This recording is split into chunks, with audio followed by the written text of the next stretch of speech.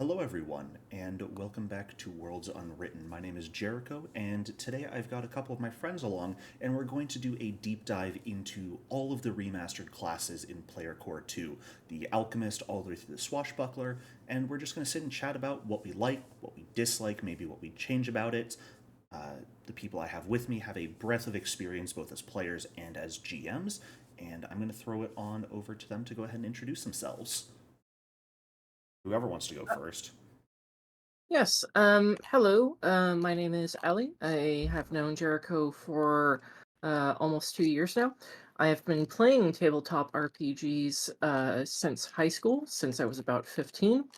Um, I have been playing Pathfinder 2 since the playtest back in 2019, GMing and playing Pathfinder 2.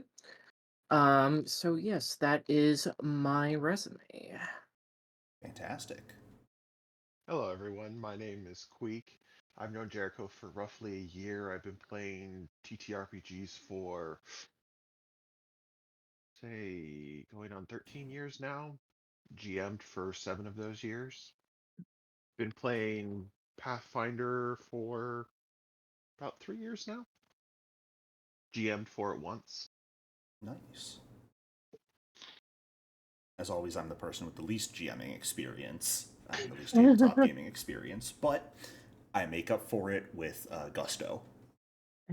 So, today's video is going to be pretty laid back. We're just going to go through the classes, talk about them. It's not really going to focus so much on my opinion since I'm doing my own deep dives and I mostly want to just give the floor to Ali and Queek from their perspectives, both as GMs and players, what they're liking, what they're looking forward to playing with. I do know, at least across the games I'm running, Ali, you at the moment have a Barbarian, an Investigator, and a Swashbuckler, and Queek, you have a champion. So we've got a couple of classes covered here in play at the moment, and I am going to be offering you guys, of course, the free rebuilds to change them around. So I'm excited to hear what your thoughts are, what you're looking at with that. Yes, I am also playing an Oracle in another game Oh, as well. fantastic. Oracle, my beloved and my currently hated. Yeah, well, We'll get to We'll that. get yeah. to that. So anyway, let's go ahead and jump right in with the Alchemist. One of the classes that I think people were most excited to see updates to, considering it never really felt super powerful and it felt a bit clunky coming forward. And now we've got the whole changes with the versatile vials as well as your additional advanced alchemy per day benefits. What are your guys' thoughts on that change to Alchemist's daily resource loop?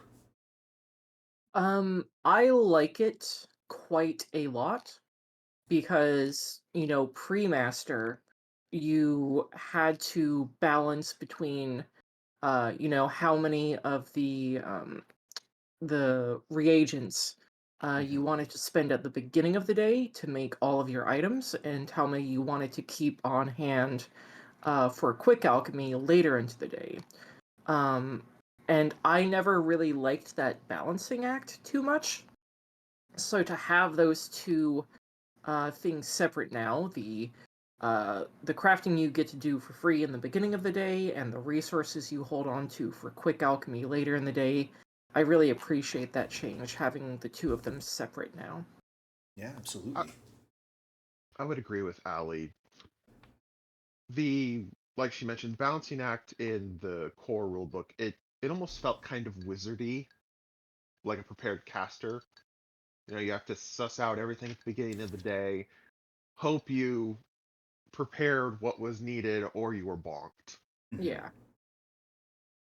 And I distinctly recall back when I was running Sky King Tomb Queek, you played an alchemist, and Mm-hmm. Jerking you, as far as I recall, definitely struggled multiple times, even with what you prepared in the beginning of the day, running out of bombs when you went through more than one combat in a single day of adventuring. Yes. I mean, their initial fix for that was the perpetual infusions, which was just infinite low-level bombs. Mm-hmm.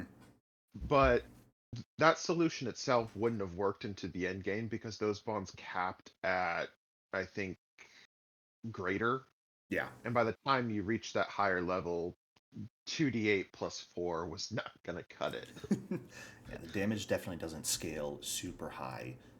And so, quick alchemy, you get those versatile vials, 2+ intelligence per day now. That also regain 2 every 10 minutes during exploration. That does become 3 every 10 minutes once you hit 9th level and get your alchemical expertise feature.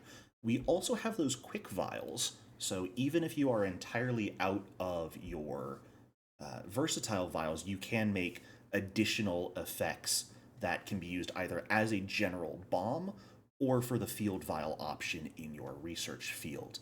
Now, I've gone into those a bit in depth, and I have some personal thoughts, but taking a look at those different field vials, I'd love to hear your guys' thoughts on those. So, Um, yes, certainly. Um, so I think the field vials are great. okay. I think surgeon having a basically healing bomb. I mean, Mhm. I believe in pre-master they had a feat where they could throw elixirs like healing bombs, They Yes, did. the 4th but level healing bomb feat. yes, but having just a way to constantly heal your allies just from square one is, I think, an amazing change for surgeon Now, because sorry, go ahead. oh good. Nope, you can finish up. I don't want to interrupt your thought. Yeah. The problem with surgeon pre-master was having to the action economy of having to move up to an ally, pull out an elixir of life or quick alchemy an elixir of life, and then apply it to them, right? Yep. So to be able to just quick alchemy one of these field vials and then throw it at the ally for like what 2 actions, um, it is quite nice, and it makes surgeon feel on level with other healers like cleric and so forth. The one thing that I want to mention about that and see if it changes is that your field vial thrown bomb does gain the coagulant trait, which is a new trait introduced that I believe only shows up for these field vials and makes it that a person affected by a coagulant can't be affected by another coagulant's healing for 10 minutes. So it Yep. is going to be once per combat on your allies until you get Yes. the 11th level feat, and can do I that if they're half health. I think that's a fair trade-off for the fact that you can do it pretty much as often as you want. Okay.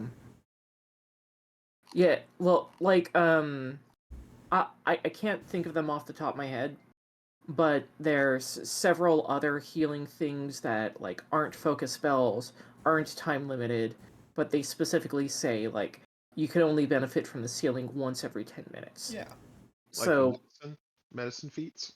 yes, yeah. Um, so I think that's a perfectly fair balance. Okay. Fair enough. What are your thoughts on that, Queek? Well, two thoughts actually. Bomber. All right, let's just rip this band-aid off. Bomber's still objectively the best. It, I it mean, it gets yeah. adamantine, cold iron, and dawn silver, which brings up a question: is dawn silver different than silver? Dawn Silver is mithril. That is the new Oh, terminology okay, for mithril. okay, yeah. Just being able to decide that, hey, this fire bomb is now going to be considered adamantine against a golem, That's but pretty good. it Mm-hmm. is. But in Mutagenist, under its field vials, it says you can drink one of your versatile vials to suppress a drawback Mm-hmm. from one of your mutagens affecting you. It makes me wonder if this is going to impose some type of mechanical tax on anyone who plays Mutagenist, because, the mutagens, they always give you some benefit and then a drawback. And I think for Bestial Mutagen, it's a -1 to AC and a -1 to something else. So I'm wondering if people will feel pigeonholed into drinking their bestial mutagen, do their, stride attack, and then on their next turn chug another versatile vial to get rid of it, and then continue on. Right. And that's a 2-action tax, because you have to use 1 action to quick alchemy the field vial and then a 2nd action to actually drink it. So you're saying take the majority of your turn, the same action economy that would normally be able to cast an entire spell on a spellcaster or some other really powerful attacks, and instead you're just negating what can at times be a pretty minor penalty, I think, on yourself. So, personally, I do think Mutagenist still suffers a little bit, but I'm also, at the heart of the matter, not really sure what would have been a good field vial option instead for Mutagenist, since they Yeah. can't really do a healing, they can't do a poison, they can't do an elixir. I would actually like to take some time to talk about Mutagenist because Mutagenist was always one of my big class fantasies. Yup. Coming into Player Core 2. I tried a Mutagenist pre-master and it felt really janky. I still felt like a support character, more handing out my mutagens to my friends than actually using them to be effective myself. Mm-hmm. I will admit that the field vial for a mutagenist is underwhelming, to say the least. But mutagenist as a whole, it still does not fulfill the class fantasy that I was looking for. When I think mutagenist, I think chugging a bunch of mutagens and turning into some weird freak that goes Hulk mode on the enemies. Mm-hmm. And that's still not what mutagenist is, but I think that they've actually done a very good job of making mutagenist interesting and dynamic, because not necessarily in their field benefits and field discoveries, but if you look at the mutagen related feats, Mm-hmm. like the big one is, like revivifying mutagen, regurgitate mutagen. Yep. So when I was reading through it, I started to see this gameplay loop of mutagenist, where it's actually a very dynamic and adaptable class. So I'm imagining a situation where combat starts. They drink a Quicksilver mutagen to get that speed buff. They rush in with their Quicksilver mutagen, and then they spit the mutagen with Regurgitate mutagen. And then on their next turn, they chug a Juggernaut mutagen to get some temp HP to get themselves buffed up for the melee brawl that's about to come. And then they can either, again, regurgitate or revivify. Mm-hmm. And then on the third turn, they chug the Bestial mutagen and start going ham with Claw and Jaws attacks. And of course, depending on the difficulty of the encounter, maybe start with Bestial mutagen if it's just a couple of goblins or whatever. But compared to before, when mutagenist was okay, I chug 1 mutagen at the beginning of combat, and then I'm essentially just turn into a subpar martial after that. The way that they have mutagenist set up as this dynamic, ever shifting, just kind of class on the battlefield, able to change based on circumstances, I think is really nice. It's not the class fantasy I was expecting or wanting, but it is still a very nice flow. Mm-hmm. That is my opinion on mutagenist. There. They've even done some really nice buffs with all of the what were higher level feats that gave a slight buff to each individual mutagen have all been wrapped up into 1 feat or 2 total at a time. So your feat economy is even better. And with that being able to spit out, you've also got that 5th level field discovery that you can choose to end a mutagen effect to reroll a fortitude save. Yeah, which is really nice. They give mutagenist a lot of ways to basically expend the mutagen for additional effects, and I think that's very important and goes a long way in making mutagenist interesting. Yep. Any thoughts you've got, Queek, on that? Oddly enough, when I was reading it, for some reason, either I don't remember reading it or I completely skipped over regurgitate mutagen. But Mm. um, did mutagens change? Because, like, let's say in Ali's scenario, you chug the quicksilver and then you regurgitate it onto somebody. Mm-hmm. Get the acid damage. Do you still take the drawbacks of the mutagen? I believe on regurgitate mutagen, it says the mutagen immediately. Yes, the mutagen's duration immediately ends Mm-hmm. after regurgitate mutagen. Now you're Okay. asking because I believe it did used to work even if the duration of a mutagen's benefits ended, you still suffered the drawback for the entire duration. I do not believe that is the case anymore. Okay.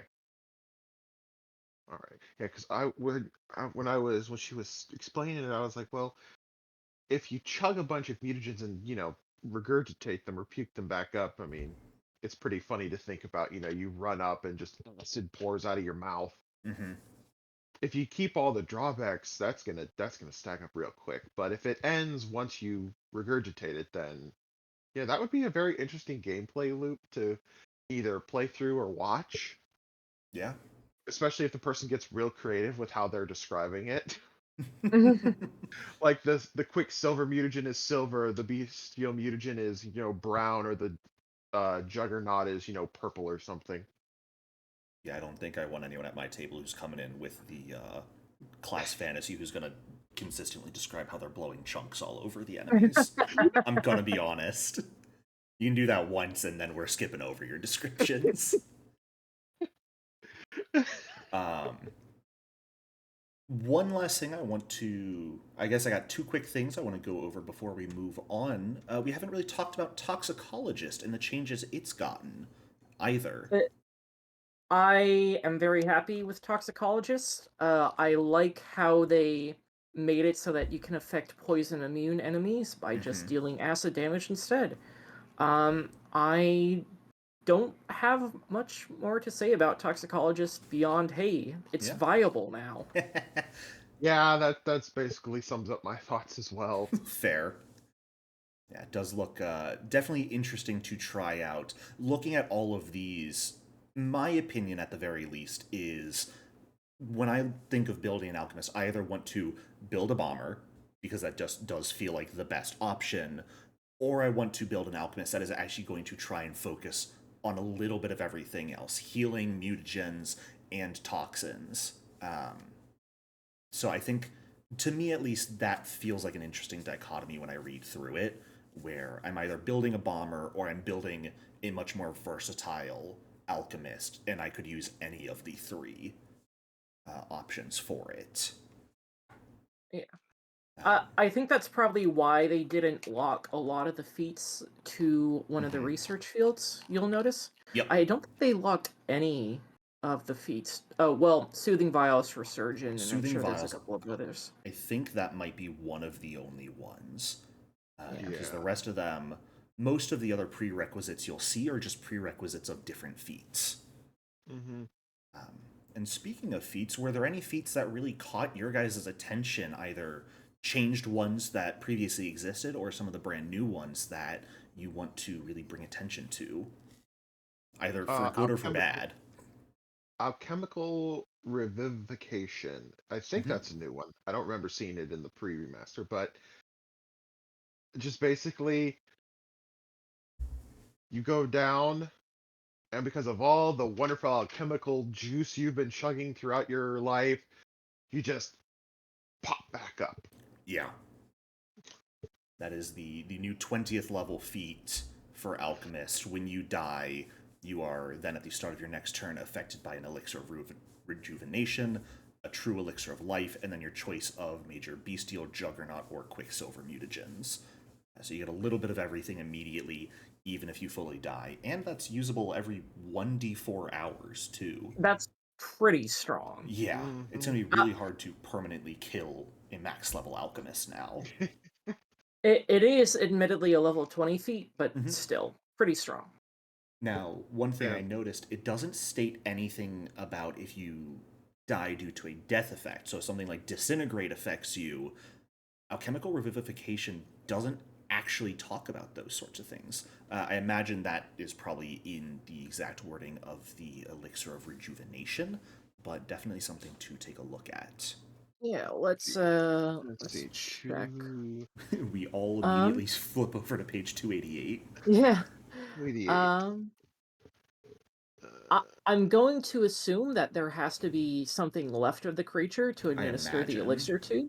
Yeah. So something like disintegrate, where it leaves no body, Mhm. probably not gonna. I mean, hey, if I've got a pile of ashes, I can pour it on that. work. I would imagine if they died to something that destroyed the body, then yeah, I would agree. You're probably not going to be able to get the benefits of it. But any regular death effect that doesn't destroy the body, it looks like you'll be able to come back from just fine. Yeah. Which is pretty nice. And of course... And oh, go ahead. I was just going to say that alchemical revivification is good enough that it actually, even as a bomber, it competes with Mega Bomb. Mm-hmm. I was going to say, funny enough, it doesn't have the wording that a lot of resurrection abilities have, that if Pharasma decides it's your time, you can't come back. So, as written, this looks to be one of the few ways to spit in the face of the Lady of Graves and continuously come back. And then get a bunch of psychopomps coming your way. Yeah, trying to You're hunt level you 20, down. who cares? And as long as No, they're not you'll- overwhelming you every 1d4 hours, I know, they'll never right? take you. What is the one psychopomp? They're the dragon looking ones with like beaks. The ones that look like skeletons with beaks or look like dragons? Look like dragons with beaks, feathered dragons. Uh, The Maharajas? oh, the Yamaraj. Yeah, the Yamaraj. An army of those just coming after you. Well, you might struggle against those. That's fair. All right. Well, I think that's going to go ahead and do it for our looking at Alchemist for now. We can always come back. Oh, One last thing, just Yeah. because I'm a min-maxing munchkin. They finally got master weapon proficiency in alchemical bombs. they did. And not just bombs, with simple weapons and unarmed attacks as well. So, mutagenist is slightly better if you don't want to be throwing bombs also. Very, very happy they got that. It was absolutely needed as one of the, I think, the only really martial quote-unquote class that was stuck at expert. Mm-hmm. And unfortunately, you don't get that till 15th level, but that's still, you're still getting it at some point. Yeah. So, and I think a lot of other, like the partial martials, get it at around 13, if I recall. So, it's not even too late. But moving on to Barbarian. Ooh. Barbarian got some really, really nice buffs coming in, especially changes to rage, and even some of their feats. But what are your guys' thoughts, just initial thoughts on the updated Barbarian? I'm not overly familiar with Paizo's design philosophy, but why do you two think they removed the -1 from rage?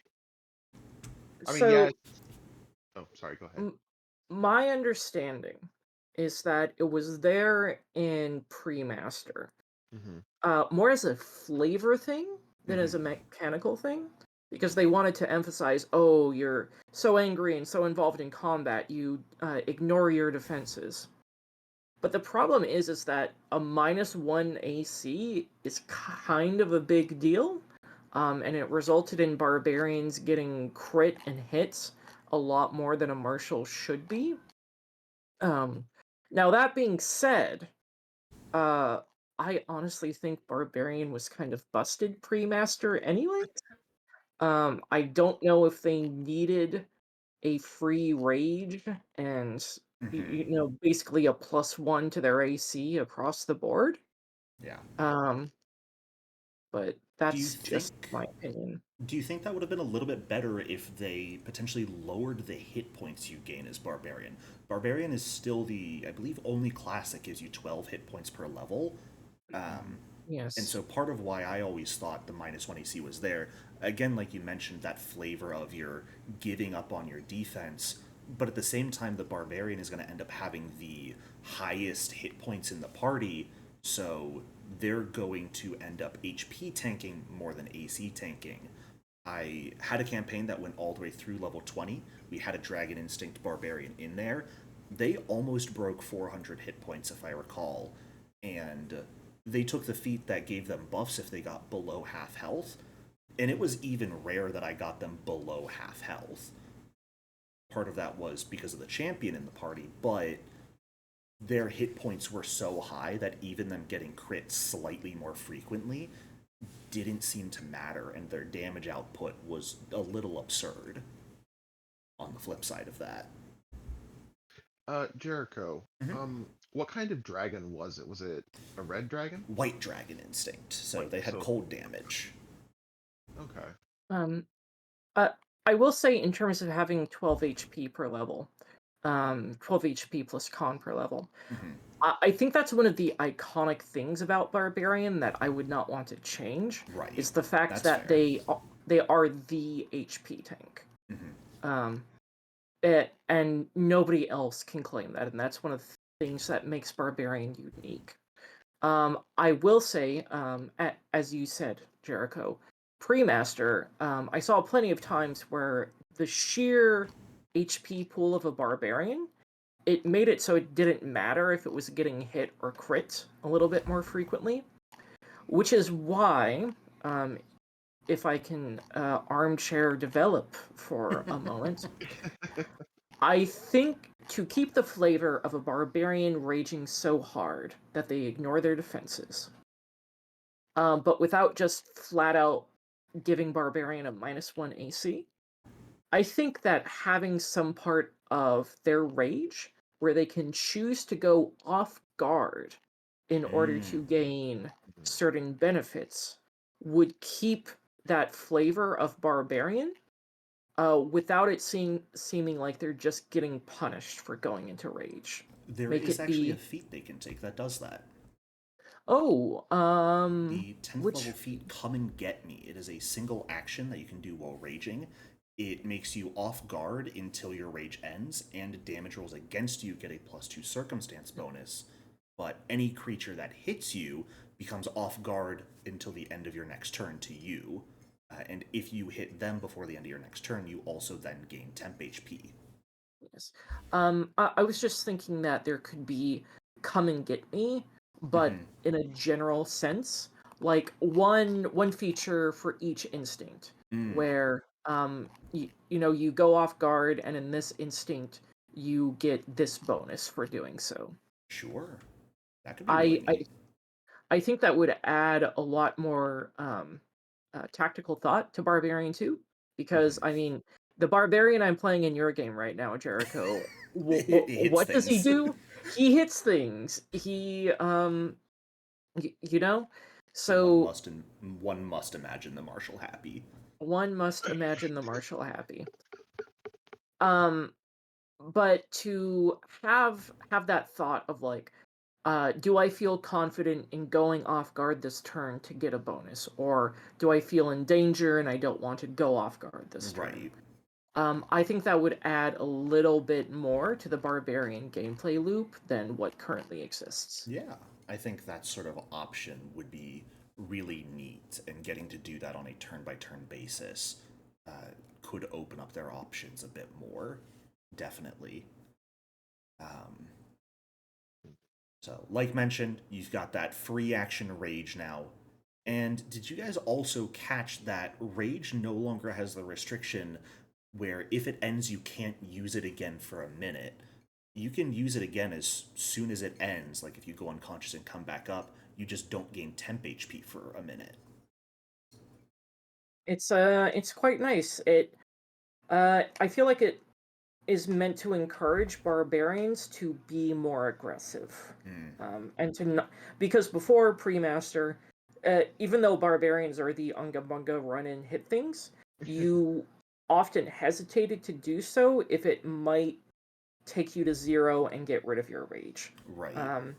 So with that out of the way, I mean, may as well. Yeah. Because you can just get back up and rage again. Make the healers even more exasperated by your antics. Exactly. Your cleric is not gonna Yeah. be happy with you after that fight's over. Now, taking a look at some of the instincts, many of them have remained the same, or with only really minor changes. There are two I really want to primarily hear your guys' opinions on, though: the fury and superstition instincts. And I kind of want to hear your thoughts on them for two different reasons. So, Queek, what do you have if you've taken a look at them at all? I'll start with superstition. So it has been relaxed in its well, they don't have anathemas anymore, but it has Superstition definitely been. does. Where's it at? It I didn't see. is in the actual instinct ability, the very first paragraph gives you an actual anathema, and that's just to learn or cast a spell. Oh, okay. So I was looking for a literal anathema section, No. but now it doesn't. It doesn't have the restriction of if someone heals you with magic, you must leave or you lose everything. Now you can, if I'm reading this correctly, your cleric can heal you. You Mhm. just can't do it yourself. And You if you're can be teleported if it's absolutely necessary and not become a stick with a rock on it.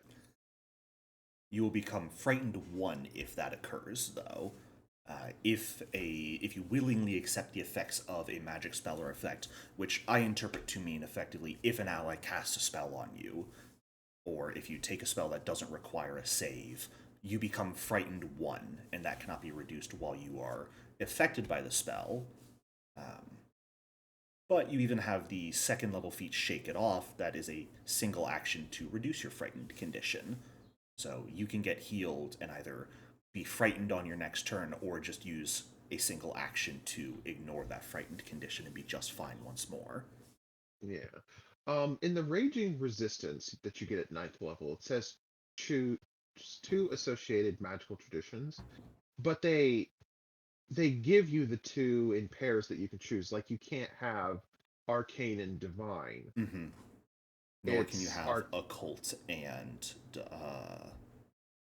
primal. Yeah.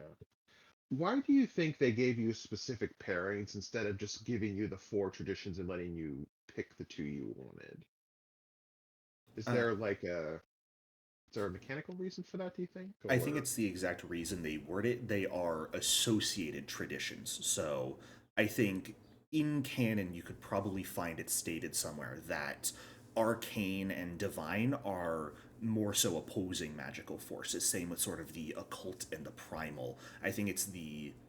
You could probably look at the actual canonical sources of those traditions of magic, and they're Mhm. sort of the opposites of one another. And I think that's probably why. But at the same time, I also don't think there would be an issue if they did exactly what you said, which is here's the four traditions, you choose two of them, and you have resistance to those spells. okay. In terms of Fury, what are your thoughts on Fury, or rather, what are you looking for? Uh, Personally, I am at the very least mildly disappointed by Fury. I am a little sad that its damage bonus is only the third highest for how little additional options it gets. It gets an additional first level barbarian feat, but that's really it. You don't get a changed damage type. You don't get to wield a bigger weapon. You don't get bonuses against magic or a cool unarmed attack. So its damage increase is comparatively lower to some other ones.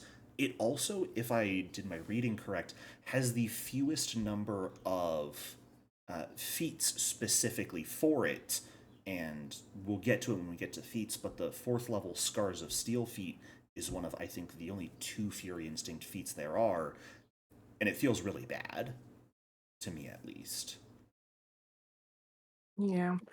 Um, it feels to me like, especially because if you take a look at the uh the abilities. I Mhm. feel like Fury is almost meant to be kind of the tank barbarian.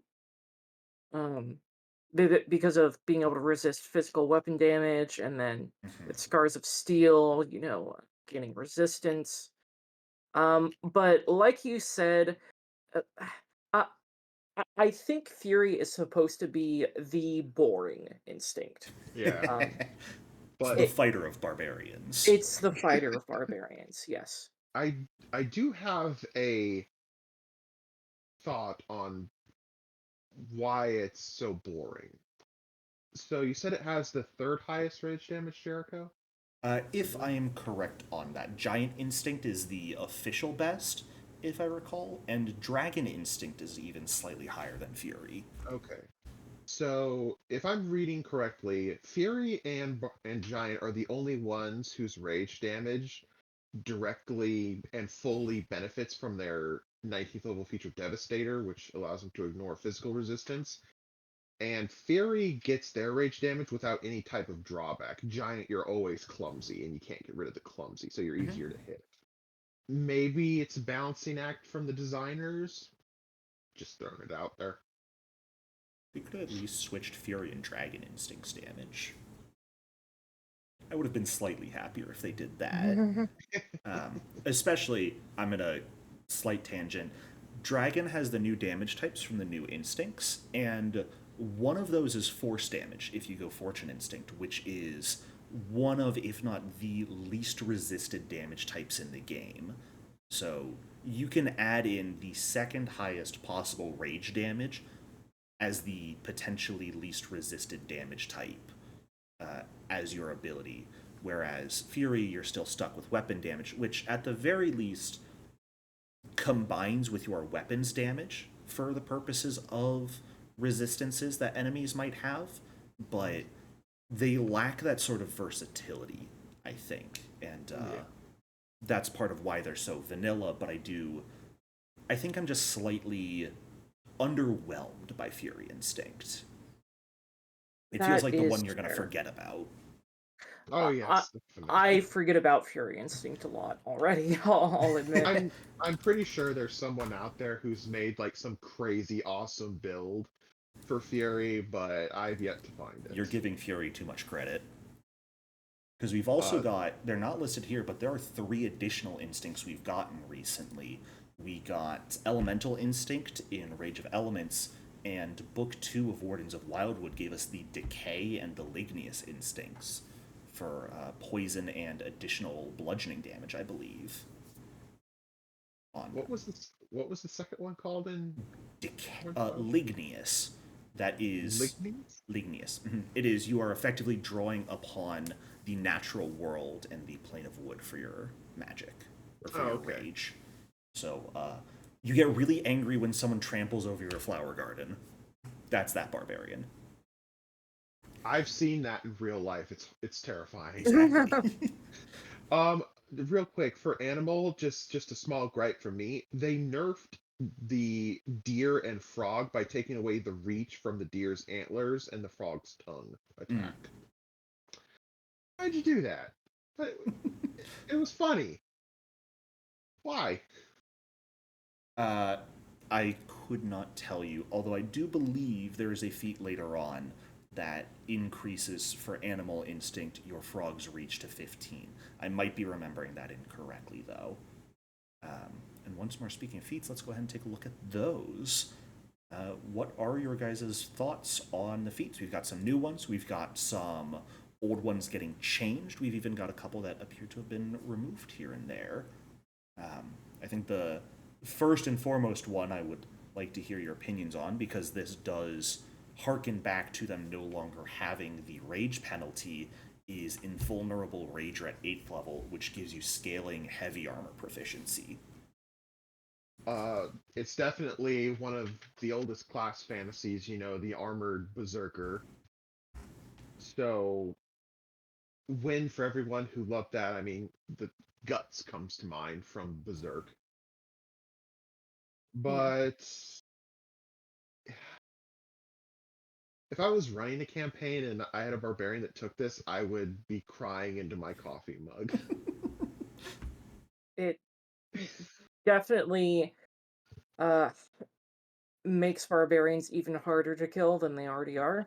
Hmm. I will say, um, the the big thing with Invulnerable Rager is that you do have to pick it over a bunch of other relatively good feats at each Yes, level. that is completely fair. Like Thrash, right? If you're going for the athletics grab barbarian build, Hmm. you have to pick Thrash. So Yeah, Invulnerable Rager is not on the table. yeah, you've got some really neat options that you have to take that over. I believe I mentioned it in my own deep dive, but I do have the image in my head of someone taking Invulnerable Rager as a giant instinct barbarian and all of the charge feats as well. And congratulations, you have built a locomotive in Pathfinder. You're just a train And then, running people over. yeah, and then when they get Titan stature at 12th Yeah, level, then it just gets even better. they're a bigger train at that point. Um, Ali, Shakana is a spirit barbarian, so I want to know if you have any thoughts in particular about the mild, I consider debuff to inner strength, which is a 6th level feat, single action that reduces enfeebled by 1. They added in the spirit instinct as a prerequisite for it. Yes, it's kind of weird that they added Spirit Instinct as the prerequisite for inner strength. Hmm. It doesn't feel like it has any flavor or mechanical connection between the two. Um, I Let me ask you this. Do you think that would fit if they made it Fury Instinct? yes, 100%. Mm. I am of the personal conspiracy opinion that that is a typo and it should be Fury, because every instinct has a 6th level feat, including Spirit Instinct and Spirit's Interference, except Fury Instinct. Inner strength has to be yes. I I think it was 100% supposed to be agree. Fury and they just did it wrong. But also, I think it was just fine not having a prerequisite. Would have rather That them see come up with a new 6th level Fury feat. I can definitely agree with that. So, uh, Mage Hunter has been completely reworked. Instead of being a pseudo reactive strike against mages with a chance to debuff, it is now a 2 action pseudo intimidating strike that does stupefied on hits instead. Personally, I'm a huge fan of that, since you would otherwise just take reactive strike to try and interrupt spell casting, since the majority of them are manipulate. Um, Yeah, it also competes with reactive strike. And speaking of it did compete. intimidating strike, Barbarian that gets feat, that. yeah, that actually shows up at level 2 now. Yeah, very So, happy. yeah, obviously, big buff to Barbarian. I mean, Frighten lowers everything that it touches. But why do you think they added it, aside from the fact it buffs the class? Do you think there's a flavor reason? Me mad, me make you frightened I kind of mean, deal? does it make sense that Barbarian couldn't make an intimidating strike prior to this? I think this is, at least for me, one of those things that Barbarian probably should have had all along, Hmm. and they just decided, yeah, we'll finally give it to them as part of their kit. Fair enough. Fair enough. Are there any other feats that you guys really have thoughts and opinions on that you want to bring up and talk about? One, um, it hasn't changed from the pre-master, but I've been wanting to get other GMs' take on this. The level 20 feet quaking stomp. Hmm. You stomp the ground with such force that it creates a minor earthquake with the effects of the earthquake spell. So earthquake spell has a range, I think it's 500 feet at its base level, Yep. which it's cast at, or the effects of. So does that mean when a barbarian uses it, that they get to pick a point within 500 feet for the earthquake to localize in, or is it just around them?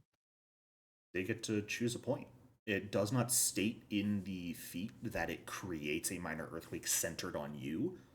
It just Hmm. says with the effects of earthquake spell. So I would let them choose anywhere within 500 feet to create it. And I think that's fine. It gives them Okay. an actual tactical option. Okay. So when feats read with the language with the effects of, and then it says a spell name, it's not a casting of the spell, but Correct. you still follow the parameters of it. That has always Okay. been my interpretation of it. Allie, do you have thoughts on that? That is 100% correct, yes. Okay. Yeah. Because it's otherwise it would say specifically the action is you cast Earthquake. Here they're saying just you are creating something with the effect of this spell. So for all intents and purposes, you are casting the spell, just not actually using the cast a spell action, which means Superstition Instinct could take Quaking Stomp because they're not actually casting it. They're just creating the effects of it. Okay. So, Okay. any feats you want to bring up, Allie? None in particular. There, yeah, none in particular. All right. Is Annihilating Swing new? Annihilating Swing. Uh, It used to be an uncommon feat from an adventure path. yeah. Okay. Which is Okay. one of those weird things because they don't really mention anywhere any of the other uncommon feats, and this is across all classes. The adventure path specific uncommon feats. I think Annihilating Swing is the exclusive one that has been brought into Player Core 2, and so you're not really sure are the other ones still available or not. Hmm. I personally will not be mentioning them under the assumption that they are still available unless they have like a prerequisite you can no longer meet. Yes. Uh, but I think that does it for Barbarian. Let's go ahead and jump into Champion, which has a lot going on with it. Uh, Queek, do you want to kick us off with just general thoughts on Champion? Okay, so alignment removal. Love it, hate it, it's here to stay. They've not necessarily kept a remnant of alignment, but they've introduced the holy war, as it's called.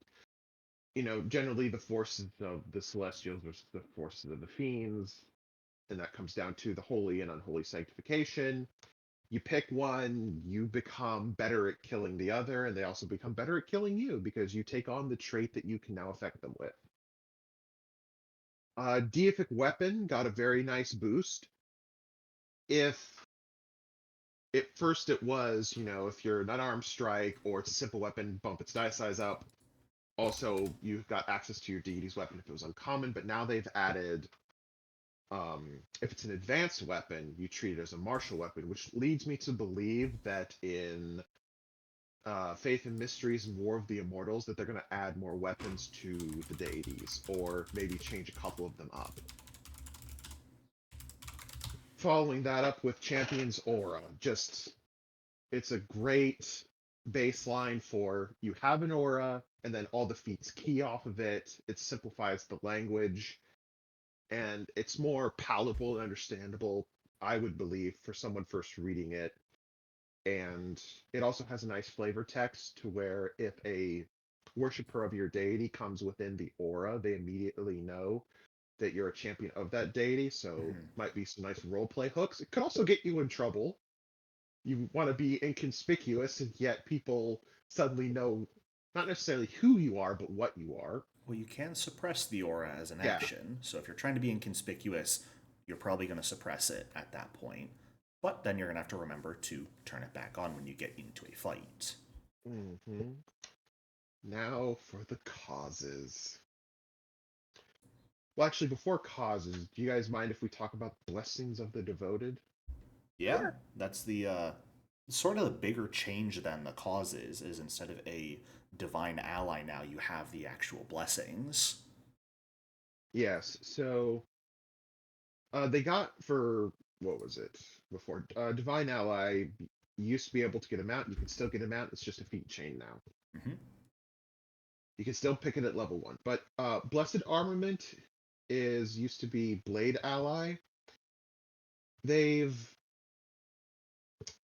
sort of combined the two because originally it was the Tenets of Good and the Tenets of Evil in the beginning. Now they've combined the pool of runes you can have: Fearsome, Ghost Touch, Returning, Shifting, and Vitalizing. A very good slew of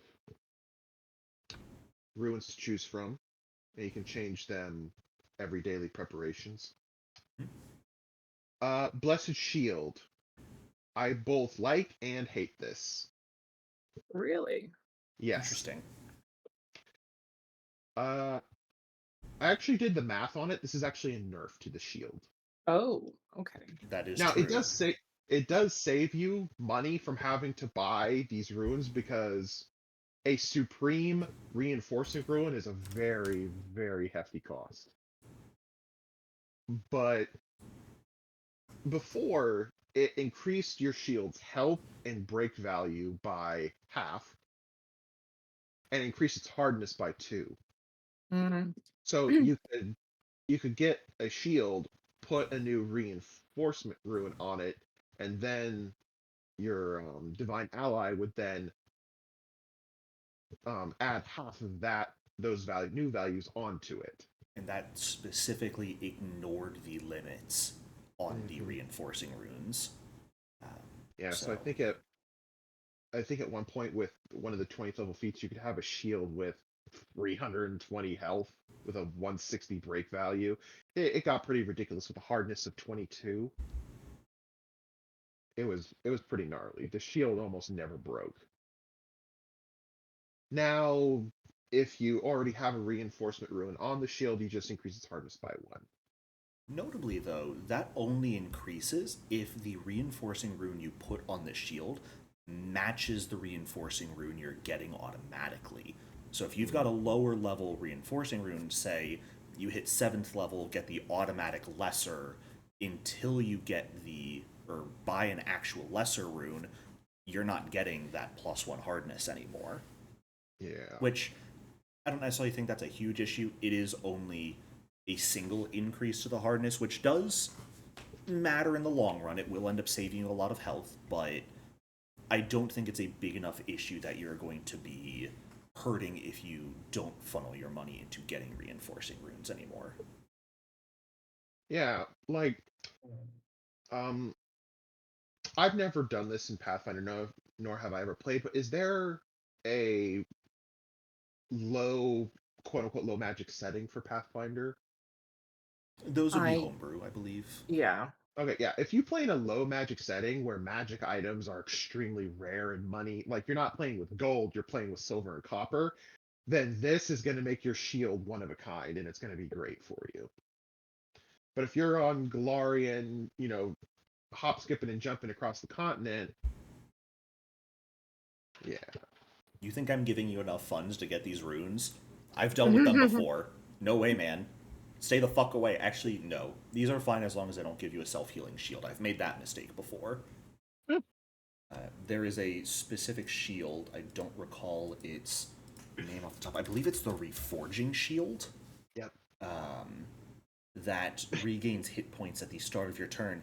And fellow GMs out there, let me tell you this: never give a champion that shield. You will cry. I made that mistake. Don't follow my footsteps. It's a 15th level rare magic item. Wait, so no, actually, never mind. Okay. It makes it that if it is below its break threshold, it regains 5 hit points at the start of your turn until it is no longer broken. And when you repair, you get double hit points back. It's not the most busted thing, but you'll sit there and think you finally broke your champion's shield, and then they'll come back and go, guess what? It's back. I got another shield block in me. Oh. And you cry a little bit inside. Okay. The And biggest then new change, though, is Blessed Swiftness, since you're no longer gaining just amount from it. Yeah. I was looking at that and I was starting to think of some ways to build off of Blessed Swiftness. Like, for example, I was coming up in my head this Blessed Swiftness plus Lay on Hands build where it's just running around, being able to heal whoever needs it at any given point, and then like run up, heal, get out of dodge, keep The true yourself safe. combat medic. The true combat medic. Mm-hmm. And then of course there's plenty of other ways to use Blessed Swiftness to just be like a mobile fighter in some way or another, without having to worry about being on a horse in the meantime. Yeah. And then the secondary benefit, if an ally is within your champion's aura, that ally gains a +2 status bonus to all defenses against reactions that are triggered from movement. Mm-hmm. Now, correct me if I'm wrong, but are status bonuses harder to come by than circumstance, or is it reversed? Status bonuses. Oh, go ahead, Allie. A status bonus for something like that, I don't know if it exists anywhere else. Mm-hmm. It probably does, but not in anything common. So I think giving your friends +2 status bonus to all defenses against reactions, that's pretty good. Yeah. I believe there are some high-level feats on certain classes that can do something like that, or at the very least give it to yourself, not just to allies. Okay. Similar to you, Allie, I was actually beginning to theorycraft a build. Instead of focused on the healing, though, was focused on the security, and just infinite shield blocking as much as possible, and preventing damage, especially with the expand auras you can get. With the way that got changed, it's kind of nutty. I was gonna ask you, Jeriko.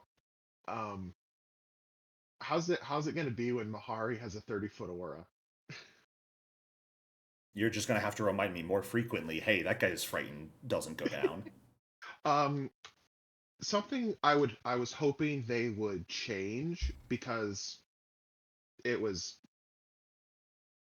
the level 19 feature Heroes Defiance. Heroes Defiance Devotion spell. Mm-hmm. It does not work for undead champions. It will kill us because it has the vitality trait.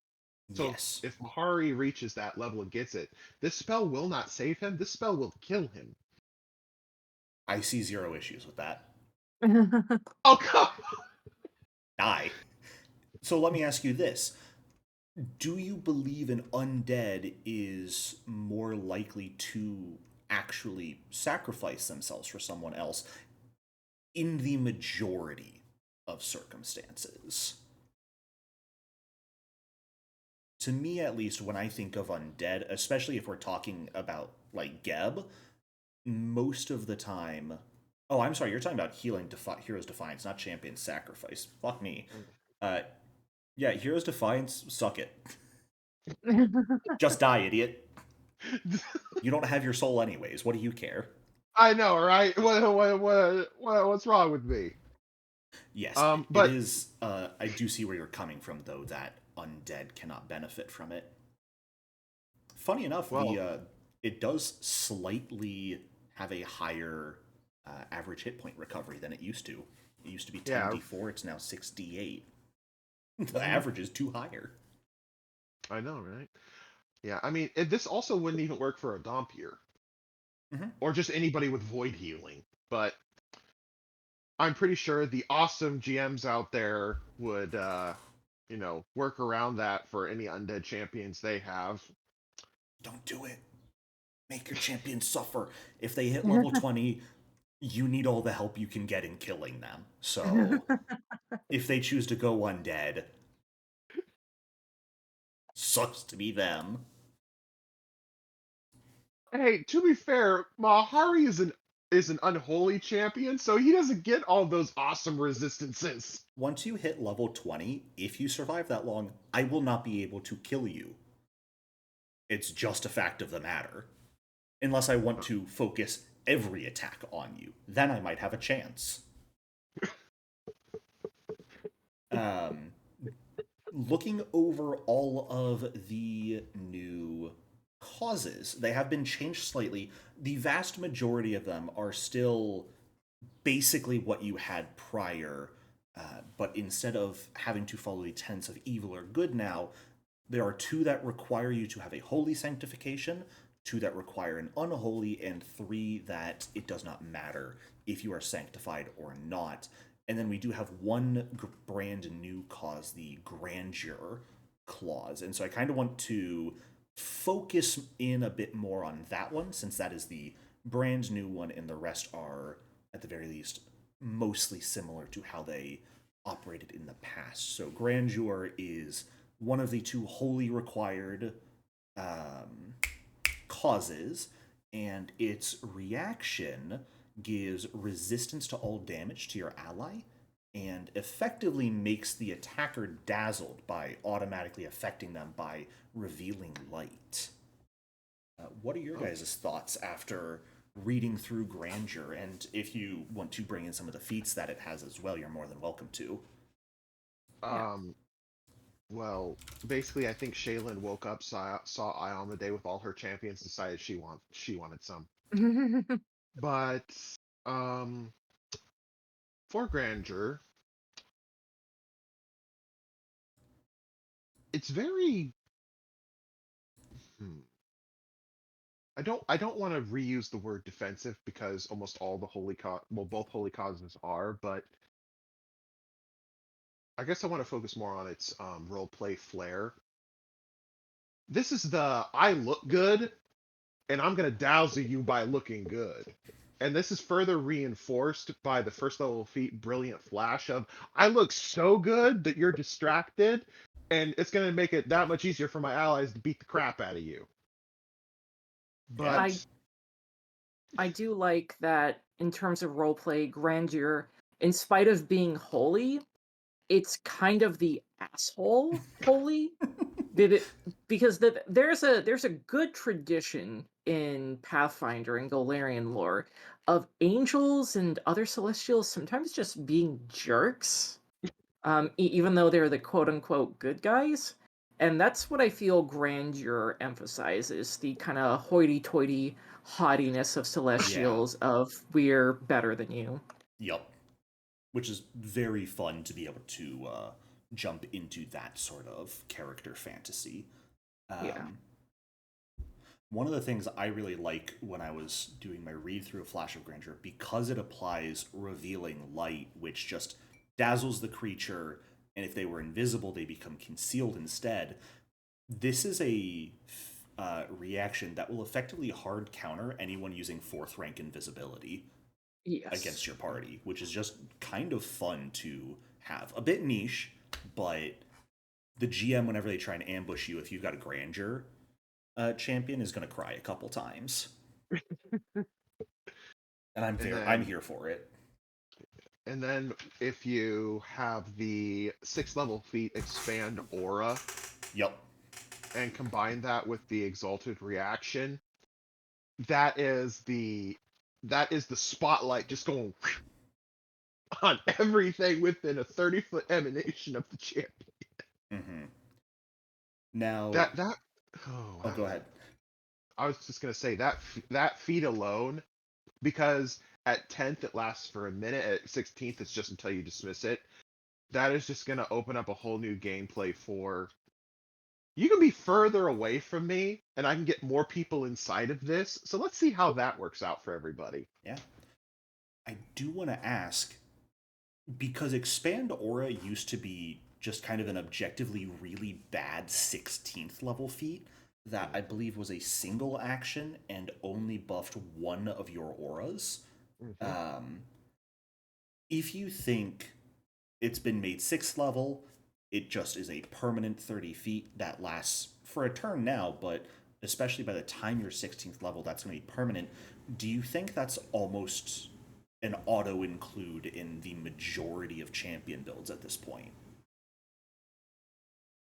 And this is That's versus like getting a mature animal companion if you're going the horse route, your reactive strike, shield warden, or smite, which all are really good options. yeah. For going by cause, I would say for for grandeur, iniquity, obedience, it would be an auto pick because obedience and iniquity for their exalted reaction, both just start damaging everything in your aura. So the bigger you can get it, that's just more damage you can deal, which shortens the fight and gives you the win condition.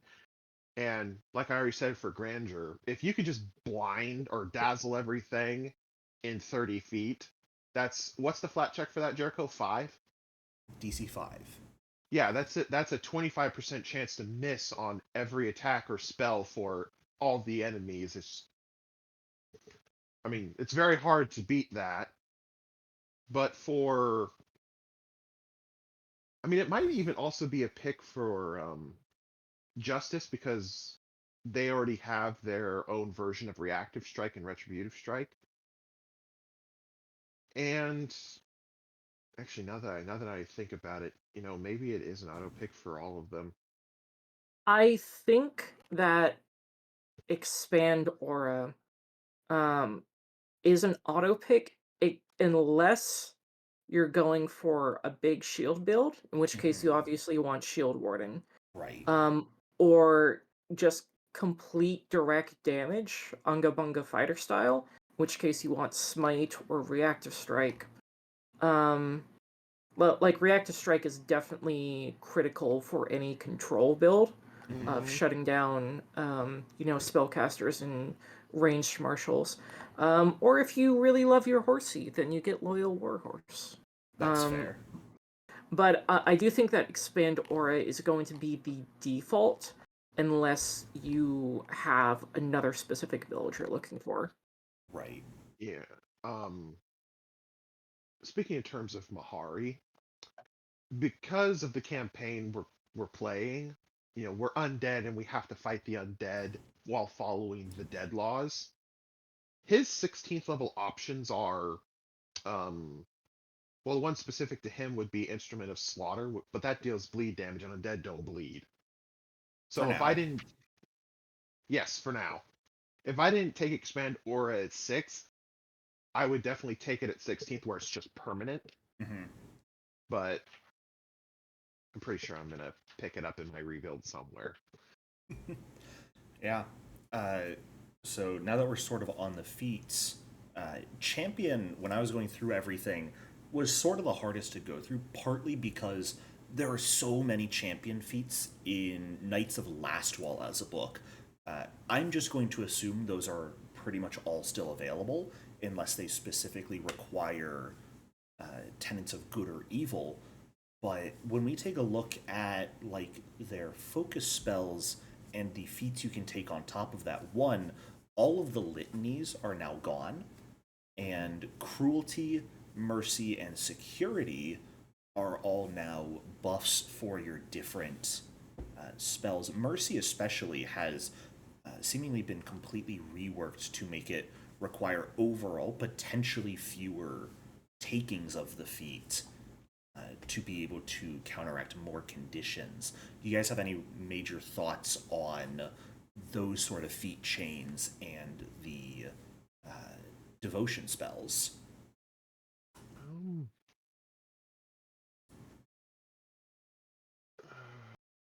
I think that champion, it feels a lot like Premaster, where there's very clearly some feat change that the developers intend for you to follow to be a really good healer, a really good defender, a really good striker, or whatever.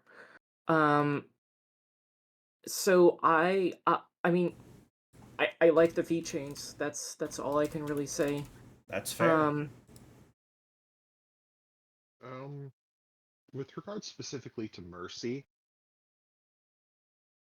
I like that when you take it at level 4, you can choose Mercy of Body, Grace, or Mind, so you can target what conditions you're most running into. Mm-hmm. And then if that's, if the majority of your conditions are, clumsy and paralyzed, well, then that's all you need to do. But it gives you the option of, if you want to go that full, if you guys are afflicted, I'm going to cure you. You can just keep taking the feat, and then when you get more at Greater Mercy at level 8, It adds more depending on what you picked, or if you picked all of them, you get everything. But that feat also upgrades at 16th and 12th. Yep. So it allows you to be this shining beacon of hope for your party and those around you, if that's the route you want to go. Mm-hmm. And you only need to invest 3 feats to get it. Unless you want to go the whole slew of them, then I think it's 5. Right, you're doing And then a much cruelty, greater I chain. believe, cruelty's unchanged. As far as I Cruelty know. is, they're slightly adjusted, mainly in the fact that this is both a cruelty and mercy thing. Neither of them are spell shapes anymore, that you have to use an action before casting the spell. They are a passive that let you cast the spell as a 2-action version to get the changed benefits. Yeah. That's the only real change to cruelty. There was one other thing, bouncing back to the auras that really caught my attention. I wanted to see if you guys had any thoughts or opinions on them. If we pivot up to 14th level, we have 3 auras that are sort of just adjusted versions of the different auras that Champion previously had: Determination, Life, and Righteousness. Righteousness requires Holy specifically, but all of them seem sort of buff focused. Would you like to see, and if so, do you have any ideas for either unholy or sort of debuff focused auras, a way to sort of turn your aura into something that is going to penalize enemies for being within it instead of just buffing your allies that are inside of it? Uh, In terms of a unholy aura, just take Aura of Righteousness and flip it on its head. Right. Because I know there's some feats later on that are just, rather than holy traded or unholy traded. So in terms of that, I think it's real simple to just flip Righteousness on its head. Mm-hmm. I agree with Ali if you're looking for the inverse, but I can see the danger of making an unholy aura that is just a pure detriment, irregardless of your side in the holy war. I mean, we already have it at the level 4 feet Aura of Despair. I mean, making it so things can never get rid of the frightened condition while they're near you, as powerful as it is. If you just added, say, at 14th level Aura of Decay, for instance, anything that enters your champion's aura needs to make a fortitude save. If they fail, they become enfeebled 1. Or they get sickened. That would become an auto pick for unholy champions because status conditions are the bread and butter of Pathfinder 2e. The more you Sure. can inflict, the easier your life is going to get. I wasn't even necessarily thinking that far. I was thinking something like, if because you've got Aura of Determination that gives everyone in your aura a +1 status bonus to saves against mental morph and polymorph. What if there was something that was, say, enemies within your aura have their spell and ability DCs lowered by 1? Something that's like a milder version of an effect or has some limits on it. I do see where you're coming from, where those probably would become more auto includes to choose, since at the end of the day, debuffing enemies is going to become will end the fight sooner and thus save on all resources. So I do see that. I think that's a fair argument. Absolutely. Yeah, Um, if it was something like what you just described, I could definitely see that being a strong contender for that feat slot instead of a auto pick. mhm. Any other thoughts on feats or abilities or just the champion in general before we move on? Nothing, generally speaking, no. Um, nothing that jumps out that isn't specific to Mahari, which I can ask you about later. Sure. Then moving on to the Investigator. Investigator's gotten some changes, really some reworks, mainly into how pursue a lead and devise a stratagem works. And Alien Bloodlords, Amira is an investigator right now. Would you like to take the lead in going over your thoughts on the matter? Certainly. I will say, I don't feel like Investigator has been heavily changed. Generally speaking, it does still feel like mostly the same class. Mm-hmm. I do see what you mean with pursue a lead being a little different. About how you can't just say, I pursue this person as my lead so that I get my free devise a stratagem on them. Um, but I also think that pursue a lead, the way it works now is a little broader as well. Yes. Which I think is more of a buff than anything else in terms of investigator as a combatant. Yeah, Because absolutely. the example of that the book was giving, where has the priceless work of art that was supposed to hang here been taken? Conceivably,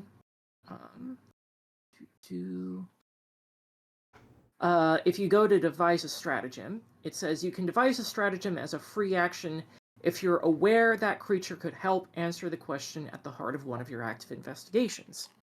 Mm-hmm. So if you take priceless work of art lead, then anybody that you think could be conceived to stealing the priceless work of art, or who could help you lead to the priceless work of art, you can devise a stratagem on for free. Yep. So I do think that's generally a buff to investigator and combat in terms of devise a stratagem, and of course skill stratagem. Yeah. There were obviously sorry, brain moment. Feats that let you be an athletic type of investigator, but thinking about Amira herself, she's based around the Bonmo, demoralize, evangelize triad. And so having skill stratagem to give me a +1 circumstance bonus to my Bonmo, demoralize, evangelize triad, that's gonna be really nice. Yeah, and that'll stack with Pursue Elite. I really like what they've done with both the skill stratagem and I think one of the other feats down the way, that if you would gain your Pursue a Lead investigation bonus to those checks, not only are you likely already getting Devise a Stratagem as a free action against them, that bonus increases by 1 instead of both being +1 status bonuses that don't scale. Yeah. So that's really, really nice. And I think overall it's possible to end up with a +3 or +4 on such checks.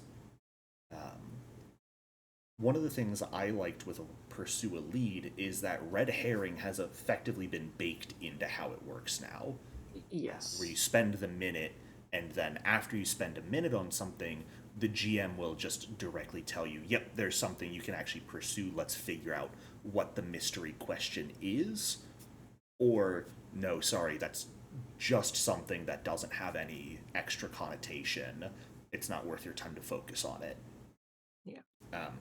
I do think, while I agree with Devise a Stratagem effectively getting buffed with it becoming a bit broader, it's going to lead to a lot more conversation at the table that might end up bogging down play of if the creatures are really related and if you could consider your character being aware. And so, Yes. if I were to take an example, we've been using Bloodlords a lot, the Royal Basilisk fight you guys just had.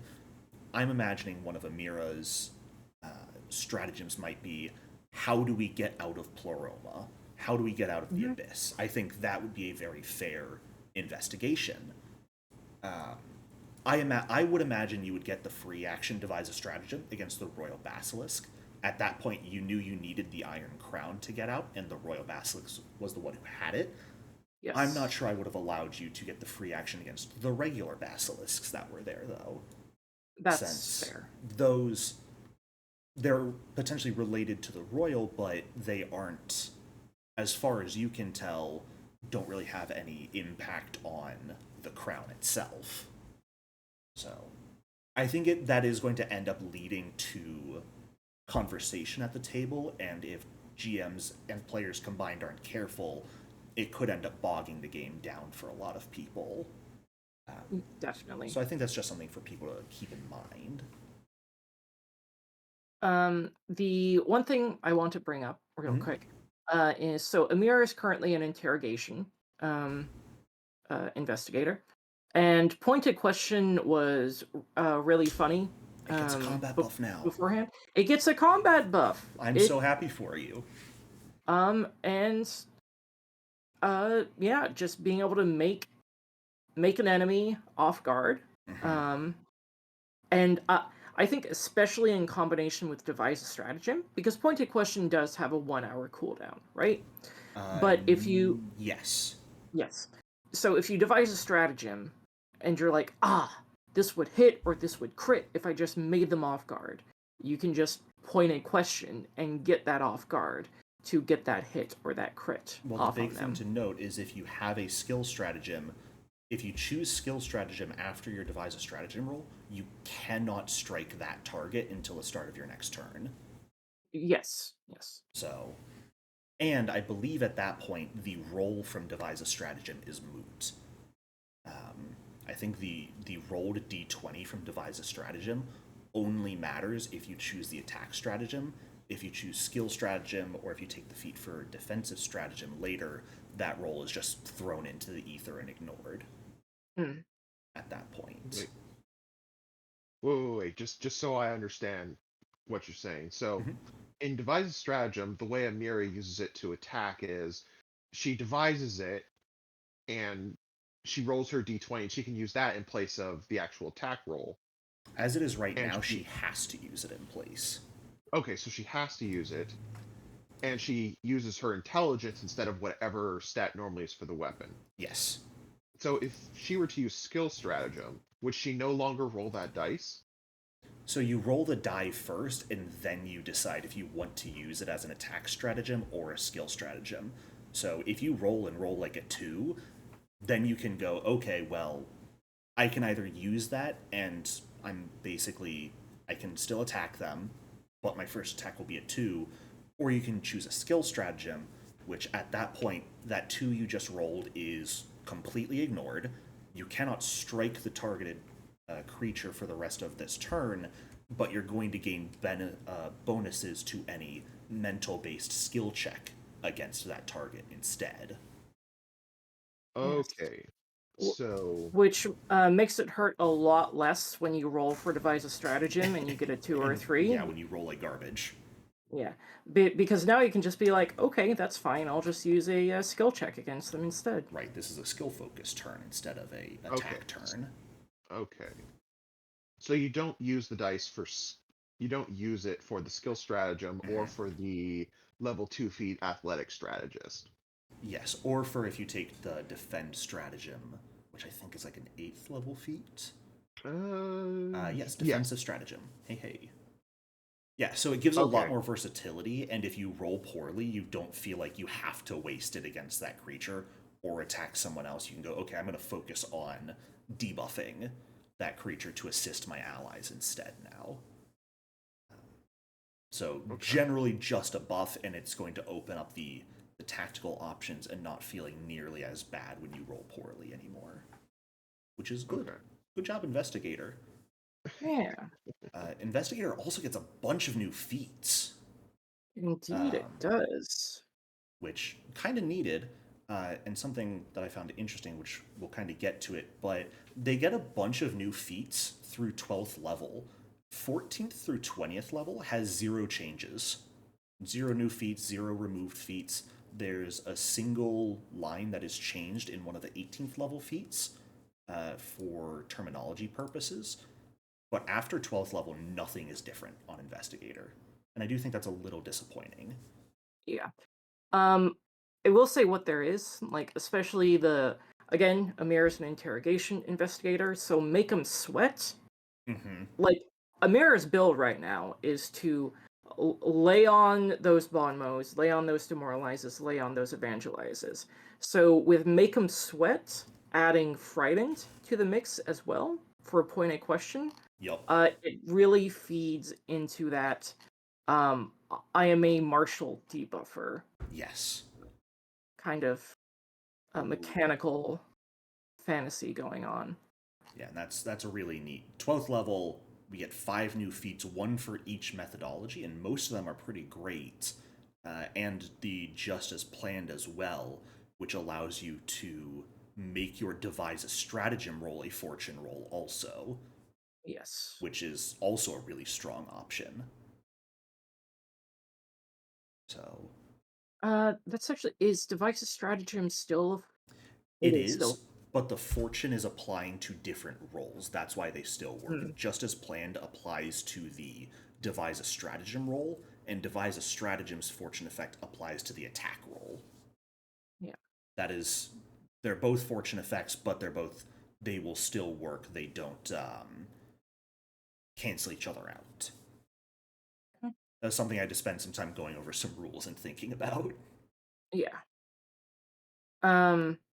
But yes, I believe connect the dots is a new feat, level Mhm. 6.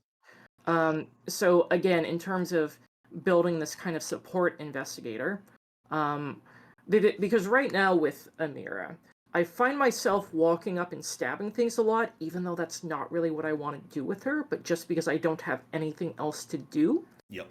Um, but things like connect the dots, it allows me to stay in the back and give our frontliners, our damage dealers, buffs. Yes. Um, so it helps Queek's character Mahari crit more. It helps some of the other characters crit more, without forcing me into making strikes that I don't necessarily want to make.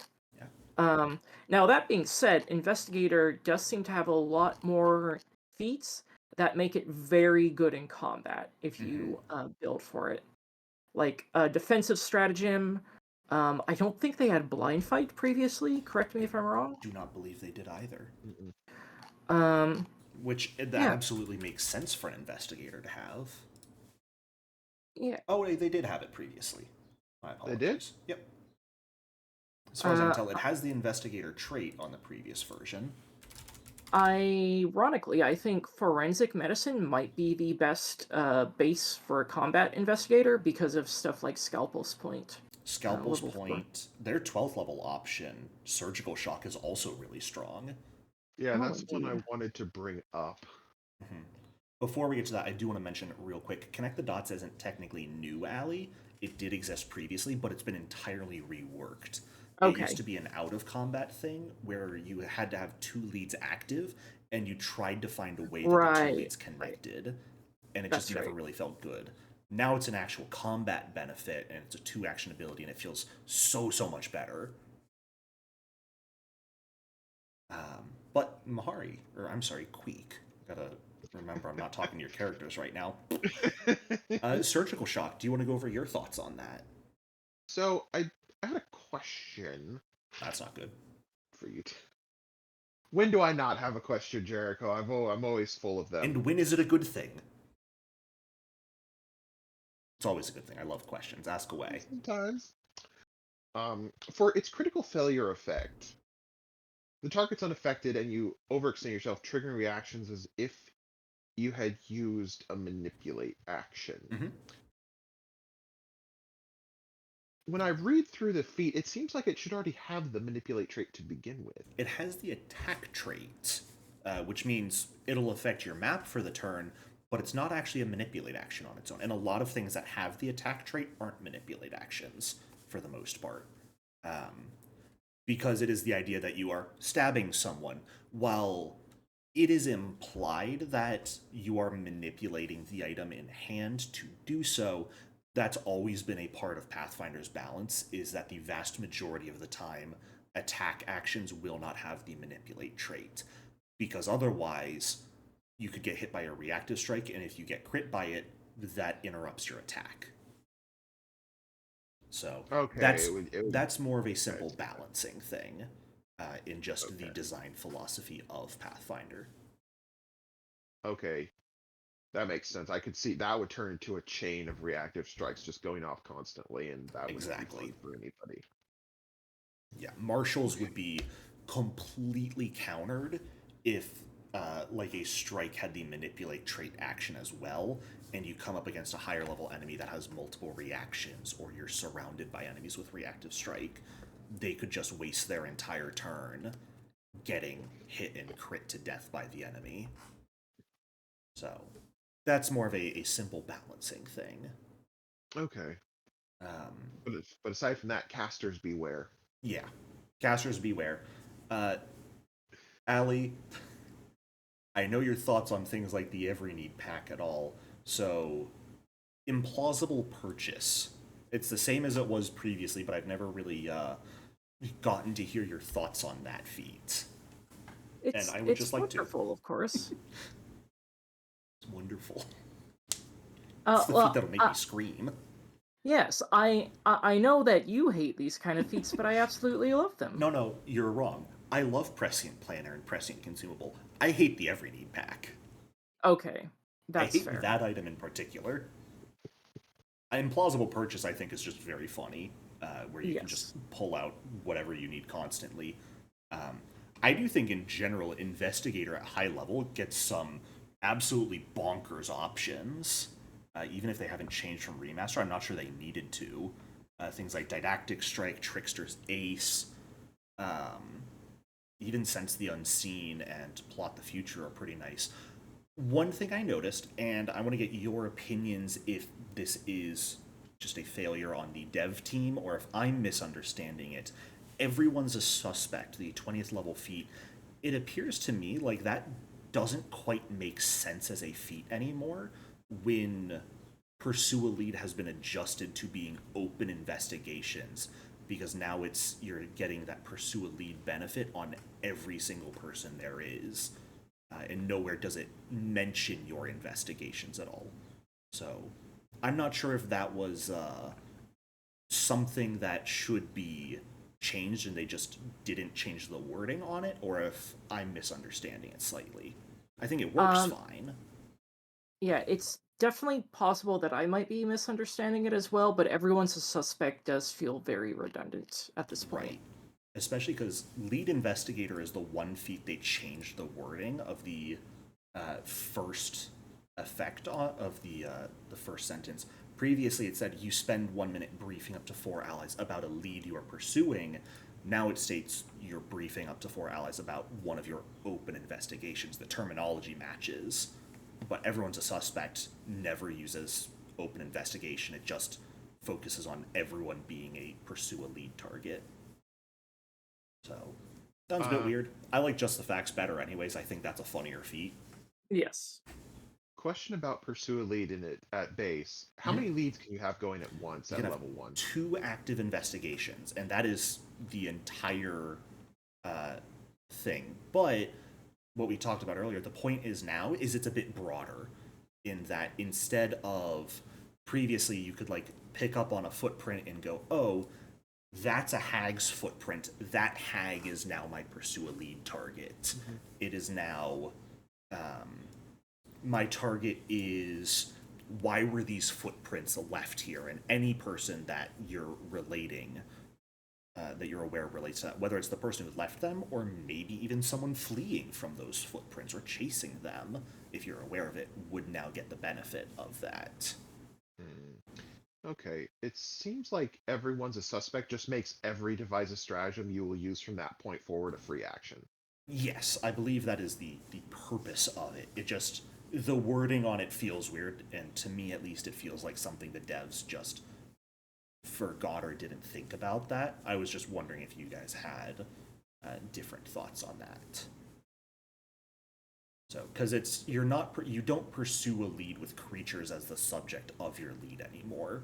You pursue a lead and create an investigation around that lead you've pursued. But I think that's mostly going to do it for Investigator, which brings us to the halfway point of the classes for Player Core 2, and I know we are running out of time here, so instead of going even further ahead, I think this is probably a solid place to stop now, and I would love to, in the future, in the next couple of days, come back and do the remaining 4 classes with you guys if you're available for that. Yeah, Yeah. absolutely. So, before we end off here, then, going over those 4 classes that we've done today: Alchemist, Barbarian, Champion, Investigator. Any final thoughts? Any final comments? Uh, if you had to choose one, which one would you be most excited to build a brand new character and play for? Yeah. Alchemist is good now. Bomber is still the objectively best alchemist. But surgeon, mutagenist, and toxicologist are good and viable. And I definitely want to build a surgeon, and see how their healing compares to, clerics, life oracles, and angel sorcerers and all Life that. oracles, single tier. Yeah. Where are my For d12s? for me, it would be a toss up between a chemist investigator because I've never played investigator. Mhm. I've always been kind of intimidated by how much it interacts with recall knowledge and then its pursue, lead, and devise a stratagem. So dip my toes into that, or Ali's regurgitate mutagenist build. You're not playing that at my table. Let me be clear.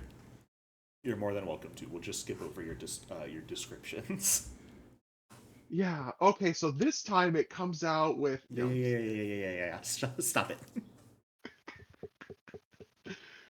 Oh yeah. All That's right. I think that that about does it for today. Thank you guys so much for showing up today. Thank you for helping me Of out with this course. discussion. oh yeah. Ali, I know you are a professional GM as well. Queek, do you do any actual professional GMing yourself, or are you mostly a player these days?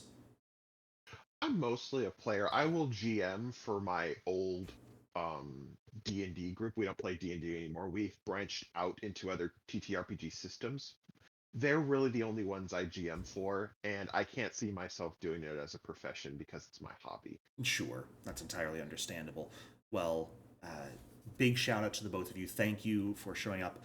And I don't think I say this often enough, but thank you for, in the first place, having joined my games. You guys are absolute treats to have at the table and play with.